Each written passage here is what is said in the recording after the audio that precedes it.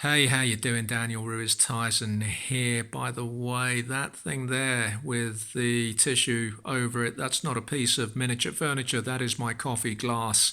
I like to have my drinks covered. That's just me. Well, not me. I've got an uncle on my dad's side. He used to do it as well. I just think it's a family OCD. You get over it. I'm going to continue to do it. Now, it's been a long day. 11 hours I've been going at it. Still no nearer to finishing a piece of work. Completely unconnected to what you're seeing on your screen now. I think I'm going to be pulling another late night.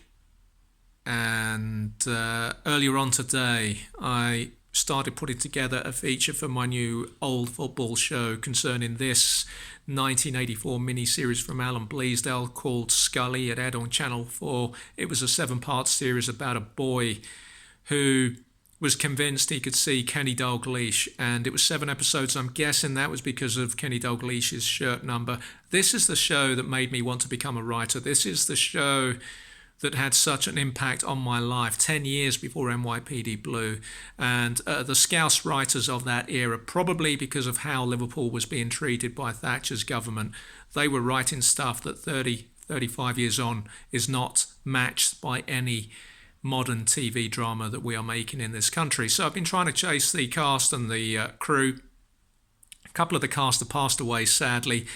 I tried Alan Bleasdale, the creator. I know that he doesn't do interviews, and that was confirmed. So I then moved on to trying to track down the producer and the director. Both have a big track record. Got a researcher who's now a big director. He's agreed to do an interview. The unfortunate thing from my point of view is that there was nothing easy about trying to find the director. I found one picture of him because he has had a massive track record, and in that picture he was smiling, and I remembered that when I continued with my research. I continued searching for his name. Very little coming up on him with contact info. I somehow ended up at a South London Meccano enthusiasts website where someone with the same name had cropped up. There was a picture of that person.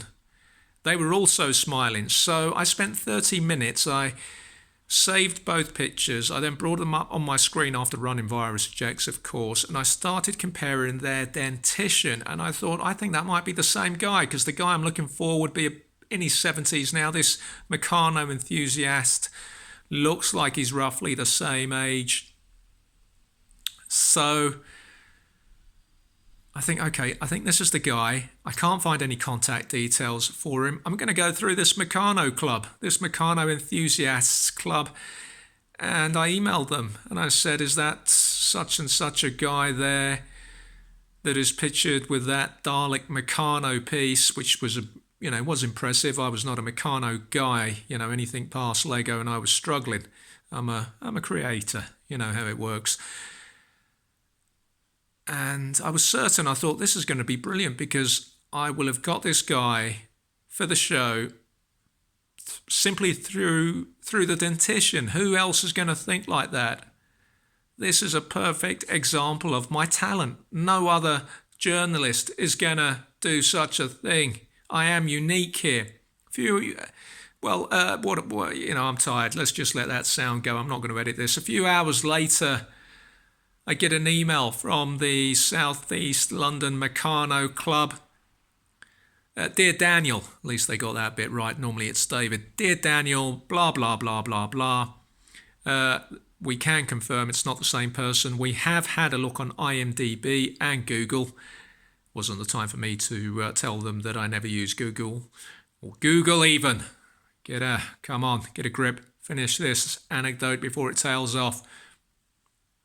We have checked on IMDb, we have checked on Google, and the guy that you're looking for died in 2002.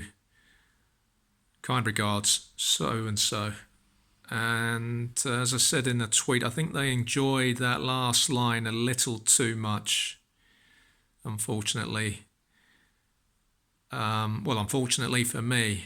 I did all this research, I was doing all these dental comparisons, and the one thing that I didn't do was check if there was a date of death. That's a lesson to me. I was never the most thorough journalist, I suppose.